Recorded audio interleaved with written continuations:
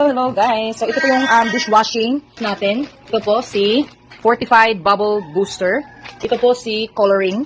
Regular premix fresh calamansi yung pinili natin guys. Ito po yung surfactant, pang palapot.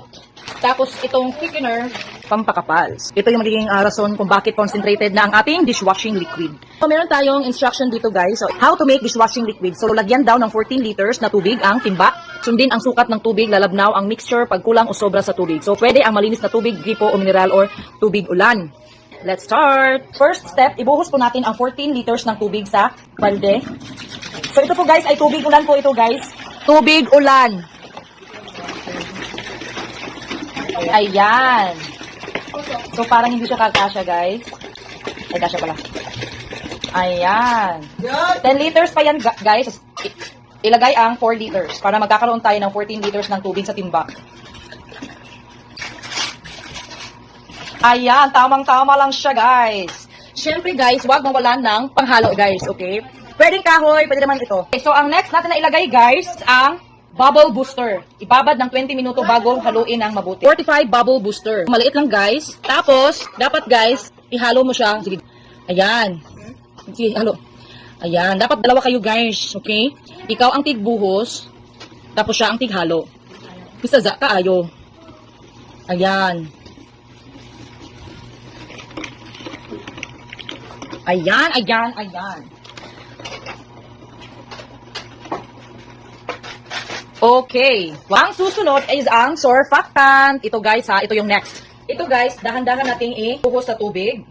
Tapos, hintayin muna natin ng 20 minuto bago siya haluin.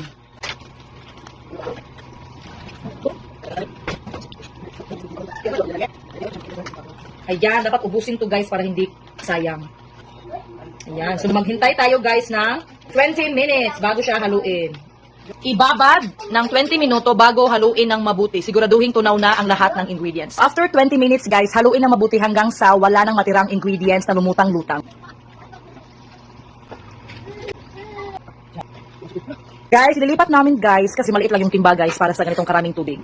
Guys, nilipat na namin guys kasi maraming masasayang na tubig guys habang naghahalo kami kasi hindi pa namin nahalo yung premix na calamansi at saka yung thickener. Kaya nilipat namin sa mas malaking container yung stir namin kanina.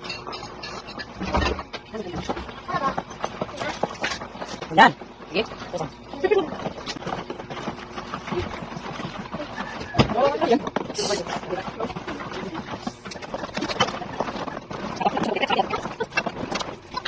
Ang step 3 is ilalagay natin ang premix. Ito yan siya guys, okay? Ito oh. Regular premix fresh calamansi. Slowly siya dapat nakahalo pa rin guys, okay?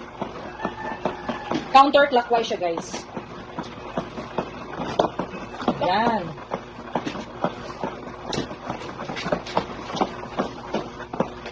Ang bango-bango. Ang purpose nito guys is antibacterial siya. At the same time, pampabango. At the same time, coloring. Okay? So ayan guys, inubos ko na siya guys. Nakalagay dito guys oh. Pang scent, antibacterial, water softener, and colorant din siya, okay? Tapos ang pinakahuli natin guys, itong thickener. Ito. Okay guys, so eto na. Niribin! Huwag biglain guys, okay? Para mahalo siya na maigi. Thickener kasi siya guys. So mamaya, unti-unti nang mag-sticky at makapapagod siyang ihalo. So ito yung sekreto guys, para lumaki yung braso natin guys.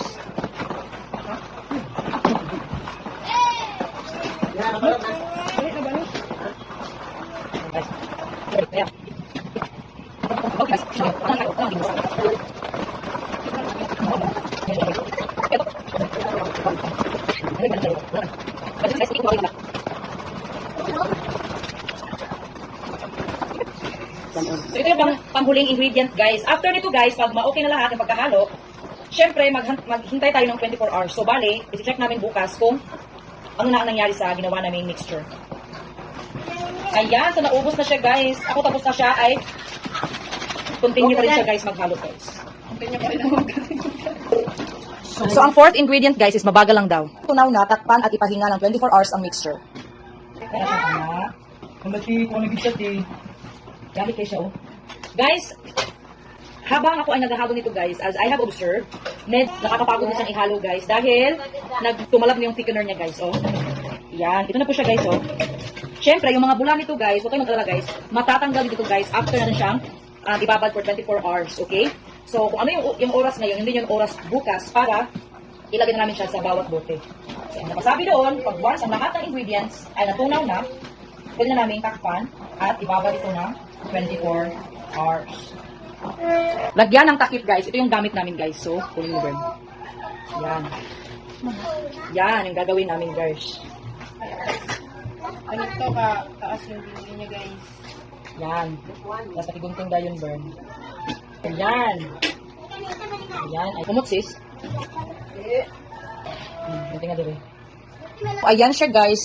Tapos na at mag-update ako bukas. Bye! Hello guys! So, after 24 hours, actually guys, 24 hours siya ng 1 p.m. Pero this time, it's already 5 o'clock in the afternoon. So, nasobrahan kami ng 4 hours. So, ito na siya guys. Tanggalin na natin. As you can see, wala na po yung makakapal na mga bula.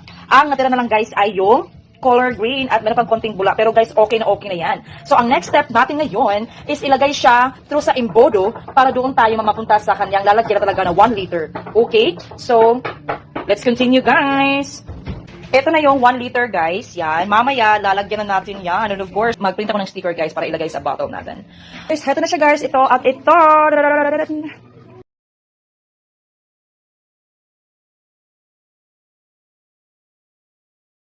Ito na siya guys. 1 liter.